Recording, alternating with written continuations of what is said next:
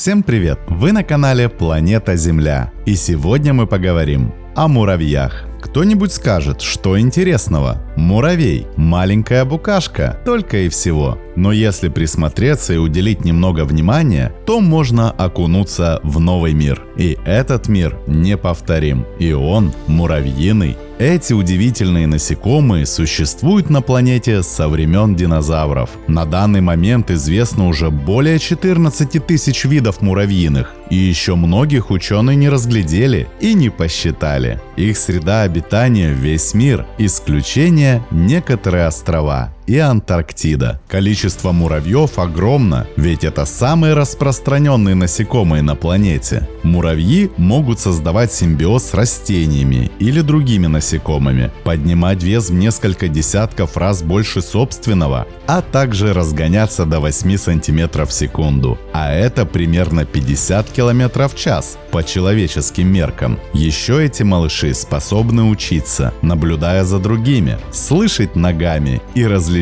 друг друга по запаху. И у каждой колонии он свой. Да, у муравьев есть колонии, и человеку со своими мегаполисами до них далеко. И еще много интересной информации об этих насекомых мы узнаем здесь и сейчас. Поехали! Семейство муравьев относится к отряду перепончатокрылых, которые также включают пилильщиков, пчел и ос. О пчелах мы говорили, осы обязательно будут. Да и с пилильщиками, о которых, скорее всего, никто не знает, мы обязательно разберемся. А сегодня у нас в гостях формициды. На латинском это семейство муравьи. А откуда название муравей? По одной из версий, слово «муравей» произошло от старославянского «от травы муравы». Тогда сочная луговая трава называлась мурава, а в ней, в мураве, бегало много маленьких этих самых, как назвать-то? Правильно, муравьишек. Существуют и другие версии происхождения, но мне это нравится больше. А вы обязательно напишите свои версии в комментариях. А мы двигаемся дальше. И наша задача – разобраться в строении тела муравья, чтобы лучше понимать этих удивительных насекомых. Внешнее строение муравья выглядит следующим образом. Брюшко, иногда с жалом, а иногда и без него, через стебелек соединяется с грудью, состоящей из передней, средней и задней спинки, к которым крепятся голова и ноги. На голове находятся простые глаза для определения освещенности и плоскости наклона, а также сложные фасеточные глаза, жгутики, усики, антенки, мандибулы, они же жвалы, и клипиус или наличник. Это передняя верхняя часть головы насекомых. Ноги состоят из лапки с двумя коготками и клейкой подушечкой для удержания на ровных поверхностях, шпоры для чистки антенн усиков, голени, бедра, а также вертлуга. Все тело покрыто хитиновой защитой, придающей ему прочность. Несмотря на небольшие размеры, внутреннее строение муравья довольно функционально. В голове расположен мозг, соединенный с телом нервной системой, включающий грудные и брюшные ганглии. Это скопление нервных клеток. Через антенны-усики в мозг поступает информация о запахах и вкусах, а также текстуре предметов. Эту информацию насекомые могут передавать друг другу. Также через усики мураши общаются. Глаза у разных видов отличаются. Они могут видеть как на несколько метров, а могут быть полностью слепыми, в зависимости от условий обитания насекомого. Пищеварительная система состоит из жвал, которыми захватывается и пережевывается пища, желудка, кишечника, а также зоба, в котором хранится жидкая переваренная пища. Зоб, слепой отросток пищевода, у многих муравьев может сильно раздуваться, и его можно назвать общественным желудком муравьев. Пища, хранящаяся в нем, распределяется среди всего населения гнезда. Именно с помощью него при необходимости насекомые могут кормить друг друга, используя свои зобики. Особенностью строения муравья является развитая эндокринная система. Дюфорова железа выделяет феромоны метки для отслеживания перемещений насекомого. Мандибулярная выделяет феромоны тревоги. Метаплевральная вырабатывает антибиотики. Заглоточная производит корм для питания личинок. А ядовитая железа служит средством защиты или нападения. Кровеносной системы, а также сердца в прямом понимании у этих насекомых нет. Ее заменяет спинной сосуд, распределяющий по телу бесцветную гемолимфу, обеспечивающую обменные процессы в организме. И как мы видим, общем, строение муравьев довольно сложное. Их организм создан так, чтобы полностью соответствовать условиям обитания, иметь возможность быстро перемещаться на большие расстояния, атаковать, защищаться, кормить расплод, а также противостоять микробам и вирусам.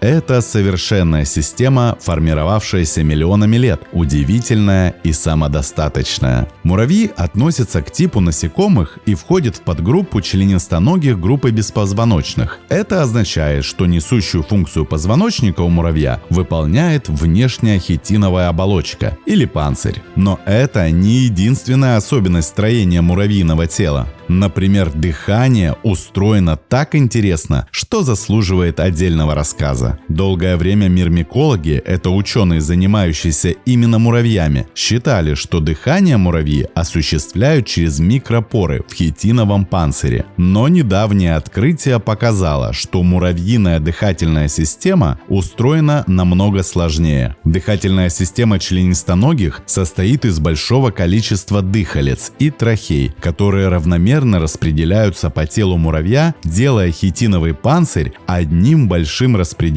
легким. Дыхальца – это входные отверстия для притока свежего воздуха, которые тоньше человеческого волоса и располагаются по бокам вдоль тела. Ток свежего воздуха в муравьиные легкие обеспечивается за счет интенсивного сокращения мышц брюшка. Отсюда и постоянные движения брюшком. Они помогают насекомым перегонять воздух. И это только один муравей. Но муравей не бывает один. Эти насекомые живут большими семьями, которые сохраняются на протяжении нескольких лет. По сути, все муравьи в такой колонии являются родственниками с биологической точки зрения. А с социальной – это город, население которого строго поделено на касты и жестко организовано. Можно сказать, что под нашими ногами бурлит и развивается параллельная цивилизация. Для того, чтобы разобраться, как живут муравьи в муравейнике, начнем с самого рождения. Раз в год из яиц вылупляются самцы и самки, которые готовы к продолжению рода. Они имеют крылья, и они разлетаются для спаривания. Самцы после выполнения своего основного предназначения, оплодотворения, погибают, а самки улетают в поиски места для новой колонии. Найдя его, самка отгрызает себе крылышки с целью получения дополнительных питательных веществ и начинает активно откладывать яйца. Первое время ее ожидают голодные времена. Она выживает только за счет накопленных жировых прослоечек. Но потом, когда вылупляются первые представители потомства, они начинают обеспечивать ее и личинки всем необходимым. Муравьиная королева-мать спаривается лишь один раз. При этом запаса семени ей хватает на всю ее долгую, до 20 лет, жизнь для воссоздания потомства. Особи мужского пола развиваются из неоплодотворенных яиц и имеют одинарный набор хромосом, а особи женского пола наделены двойным комплектом. При таком положении дел дочери приобретают от отца весь геном, а от матери – половину. При этом сестры становятся друг другу более близкими родственниками, чем дочери для матери. И несмотря на то, что слово «муравей» мужского рода, все рабочие муравьи – самочки, дочери королевы-матки, которые не могут спариваться и остаются неоплодотворенными всю свою жизнь. У муравьев, как у людей, существуют социальные отношения и иерархия. У каждого есть набор качеств: интеллект, агрессивность, скорость реакции, предприимчивость, умение общаться с другими. В зависимости от того, какие качества у каждого доминируют, муравей получает определенную профессию. Воины-захватчики, строители, санитары, няньки-сиделки, добытчики, они же фуражиры, охранники, транспортировщики, разведчики, пастухи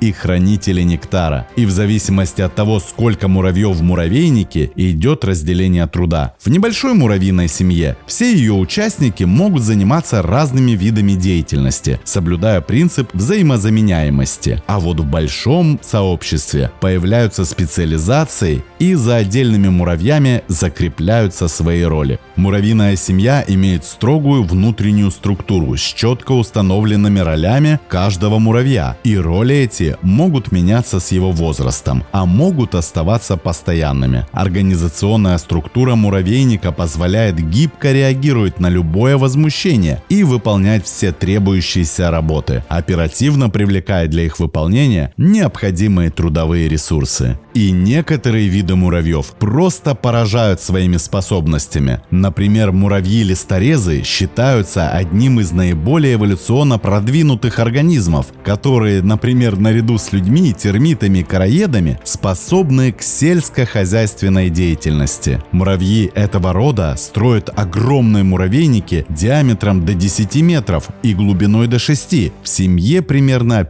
5-8 миллионов рабочих муравьев. Эти неугомонные труженики еще во времена динозавров осваивали земные просторы. Причем не задирали нос, как люди, а делали все по-разумному, в гармонии с природой. И пока человек разумный еще только начинал шевелить извилинами, собирая, что под ноги попадется, не зная, что его ждет в дальнейшем, муравьи еще 20 миллионов лет назад освоили грибоводство. Причем технология выращивания у них намного совершеннее и эффективнее той, которую на данный момент используют люди. И что интересно, коммерческая тайна соблюдается строго. За пределами муравейников такие виды грибов не растут. Кроме того, у каждой популяции муравьев свои грибы. Волокна листьев плохо перевариваются муравьями, поэтому они их не едят, а используют в качестве субстрата для выращивания грибов. Грибные плантации маленькие грибоводы закладывают глубоко под землей, ниже верхнего слоя почвы, в котором обитают другие виды грибов, чтобы исключить загрязнение грибных садов сорняками. Когда молодая самочка улетает из материнского гнезда, создавая новую семью, она берет с собой культуру гриба, которые рабочие особи кладут ей в специальную сумку. Позже группа рабочих грибоводов срезают листья деревьев, в гнезде измельчают их,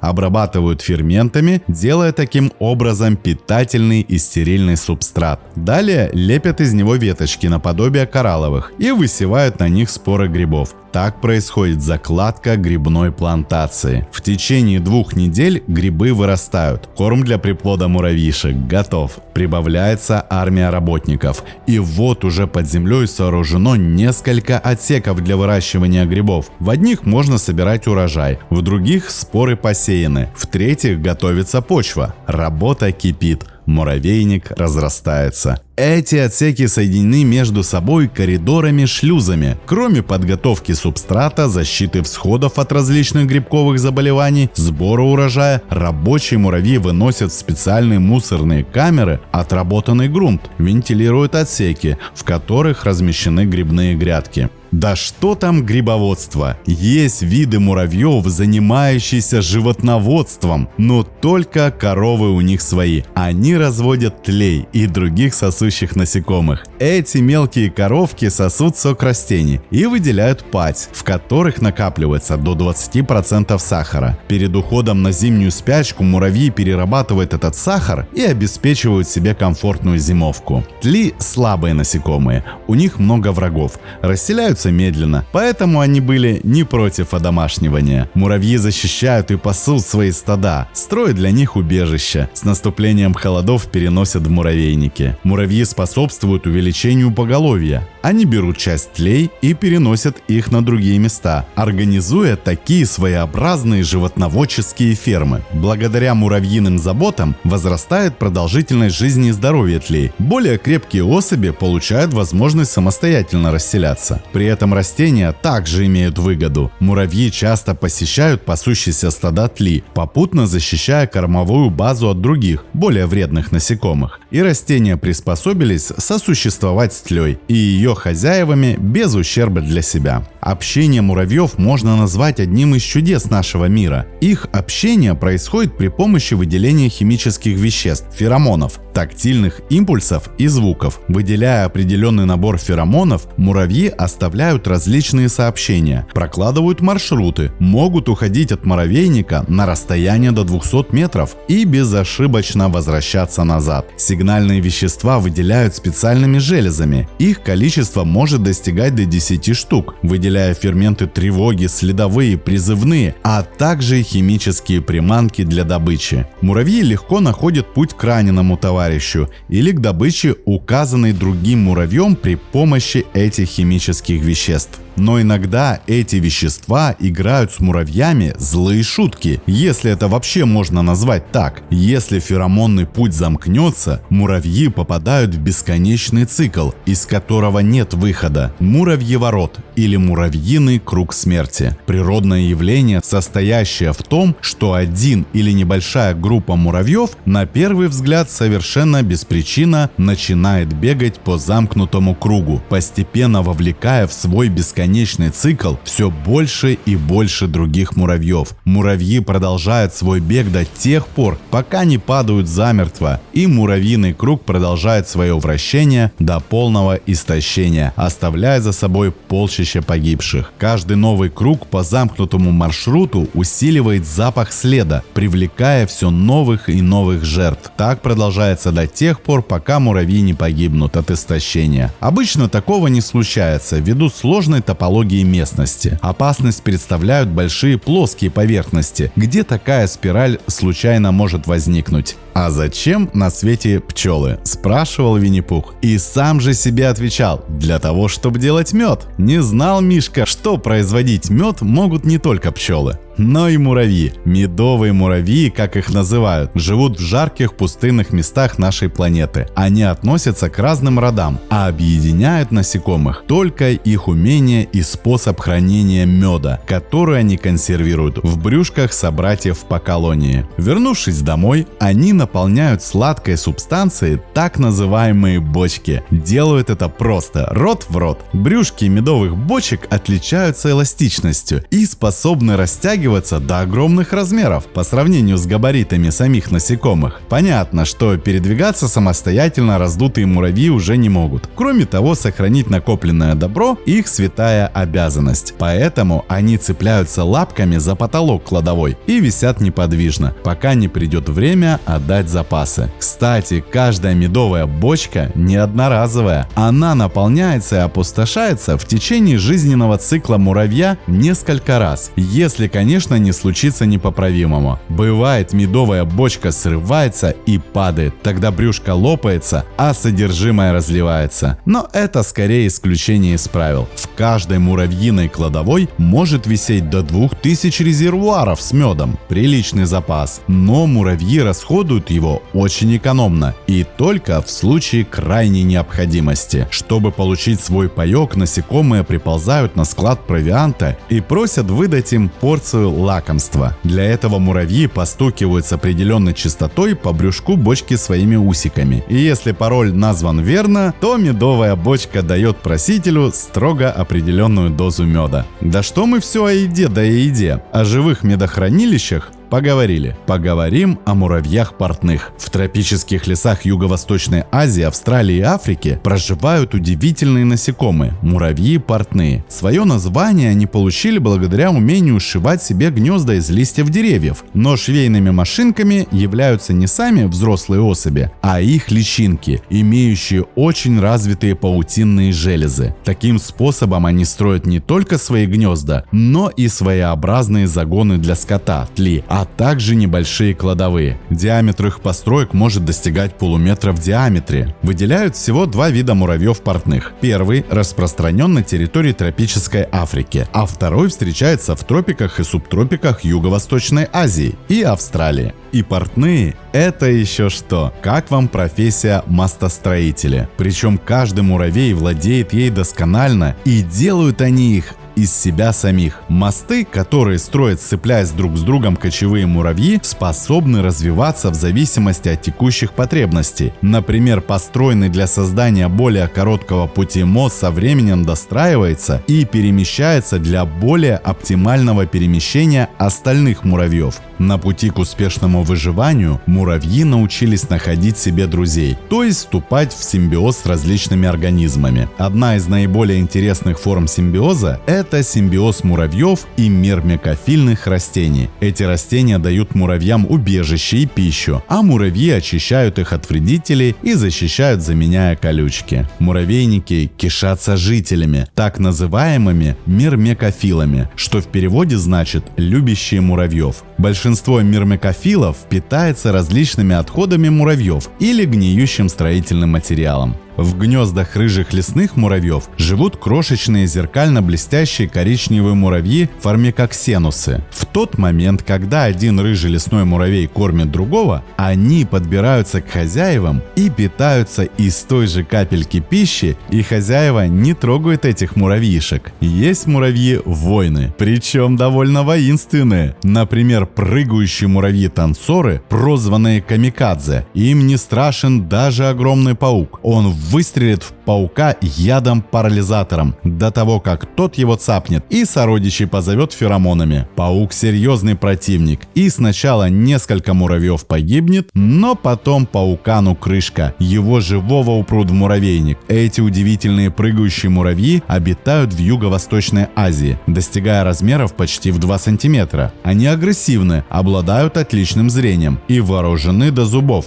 Огромные, похожие на капканы, треугольные мандибулы и жало, снаряженное эффективным ядом. И, конечно же, феромонная рация, передающая сигналы к действию. Яд сильный, но не убивает, а парализует жертву. Человеку этот яд ощутимого вреда не нанесет. Среднего размера опухоль и сильное жжение часов на 6-8. Но лучше не связываться с этими муравьями. Как уже было сказано, атакующий выделяет феромон тревоги, и на битву сбегут все его собратья, вернее сестры, и вы можете оказаться на месте паука. Есть среди муравьев и великаны. Самые большие муравьи в мире живут на африканском континенте. В длину они достигают более 3 сантиметров. Кроме них, к самым крупным муравьям относят динозавровых муравьев или гигантских амазонских муравьев. Судя по наблюдениям в лабораторных гнездах, им под силу в одиночку тащить небольшую мертвую лягушку или птенца-воробья.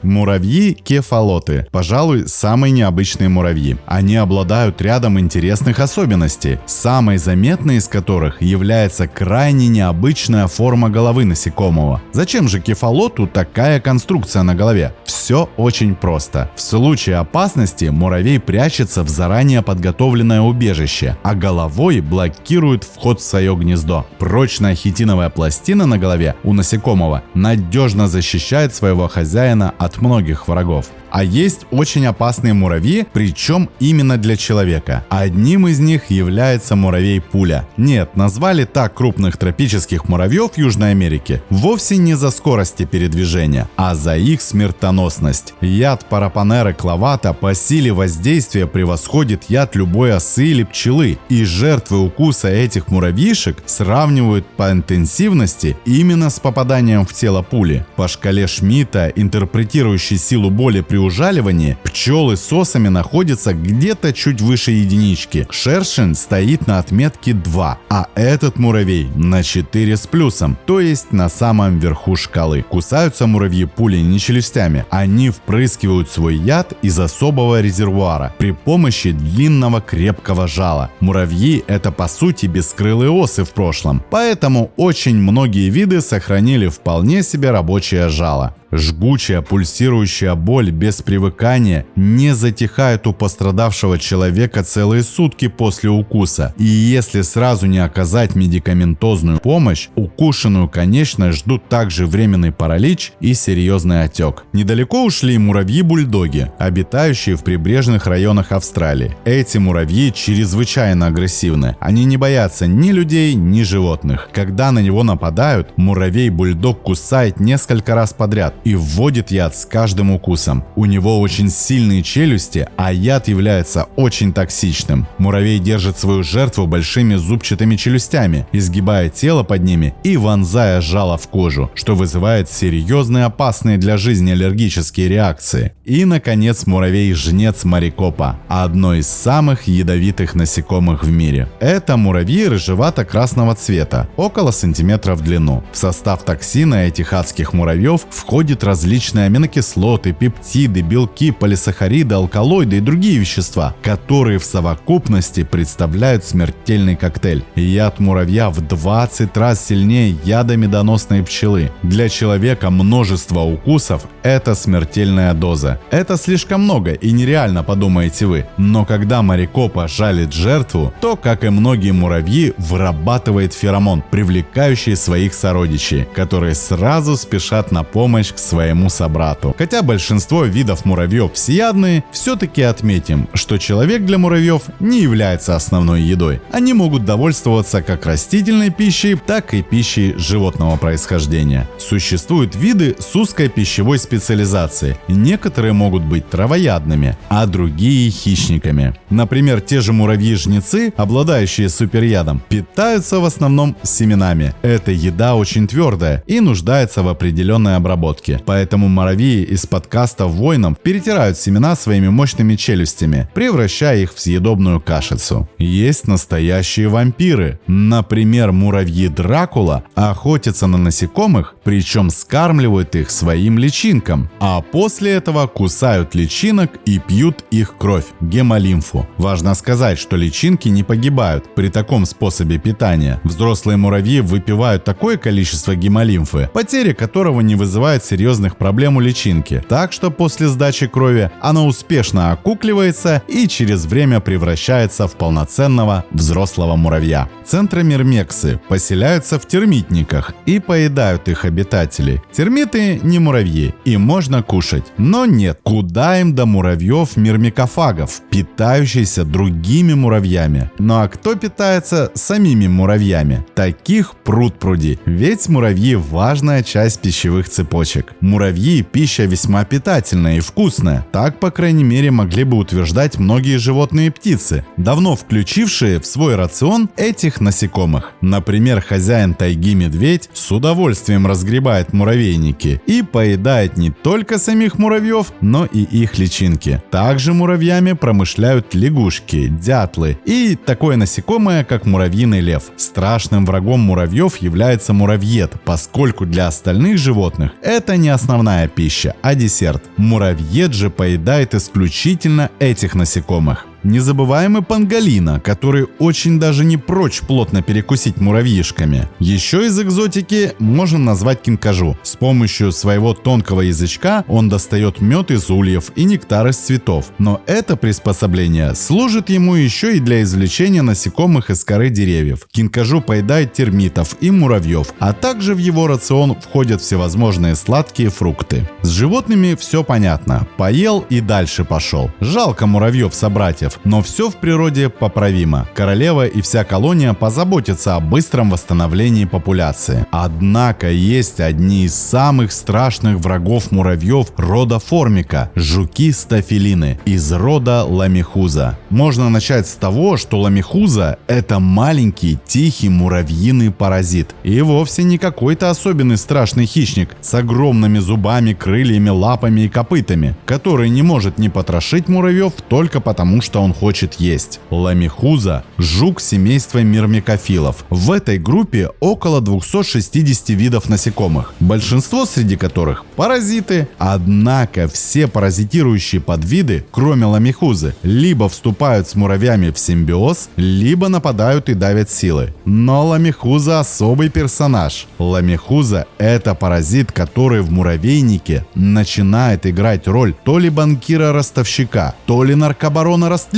то есть тихого, приятного, но коварного жучка за сценой, который опутывает муравьиный социум несуществующими долгами, вредными привычками, заражает слабостью и в конце концов приводит огромную муравьиную цивилизацию к неотвратимой гибели. Ламихузы, проникая в муравейник, откладывают свои яйца в пакеты муравьиного расплода так, что ничего не подозревающие муравьи вскармливают чужое потомство. Между тем личинка девушка обладает незаурядным аппетитом и определенно объедает своих хозяев. При случае она пожирает и муравьиные личинки, но хозяева их терпят, так как ламихуза всегда готова поднять задние лапки и подставить трихомы, влажные волоски, которые муравей с жадностью облизывает. И они пьют напиток смерти, так как на волосках наркотическая жидкость. Привыкая к выделениям трихом, рабочие муравьи обрекают на гибель себя и свой муравейник. Они забывают о превосходно налаженном механизме, о своем крошечном мирке, о тысяче дел, над которыми нужно корпеть до самого конца. Для них теперь не существует ничего, кроме проклятых трихом, заставляющих забыть о долге и несущих им смерть. Вскоре они уже не в состоянии передвигаться по своим земным галереям. Из их плохо вскормленных личинок выходят уже не те муравьи,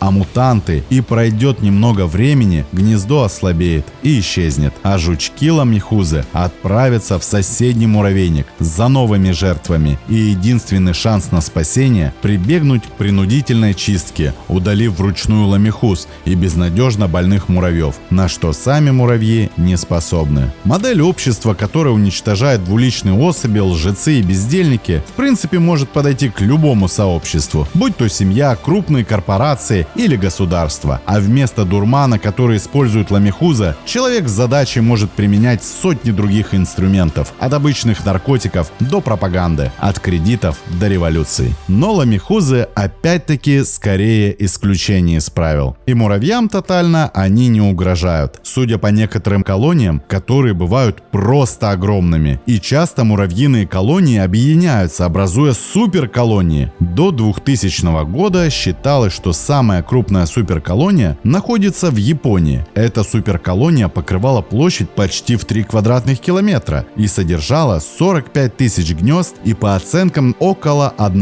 миллиона муравьиных королев, под руководством которого работали 306 миллионов муравьев рабочих. Но наибольшую суперколонию муравьев обнаружили в Европе. Эта колония протянулась на 6 тысяч километров, состоявшая из 2 объединенных суперколоний с миллионами королев и миллиардами рабочих. Работая вместе, они создали гигантское общество, превосходящее по размерам, площади и сложности многие страны мира. И в заключение можно легко провести параллели насчет колонизации с другим видом, обитающим на планете Земля. К сожалению, колонизация планеты человечеством сопровождалась невероятным количеством применений военной силы. Нация уничтожала другую нацию только для того, чтобы установить свой флаг в том месте, где им хотелось. Миллионы жизней были принесены в жертву этому переделу лишь для того, чтобы кто-то мог сказать: эта часть болота теперь наша. И до сих пор многие считают, что это есть наиболее эффективный путь победоносного шествия человека разумного по планете, которого мы сами решили считать доминирующим биологическим видом на Земле. И пока некоторые заняты своими амбициозными планами по переделыванию планеты, другой биологический вид молча колонизирует этот мир прямо у нас под ногами, не нанося вред, а существуя в гармонии с природой, которая подарила им жизнь. Крохотным трудягам под названием муравьи.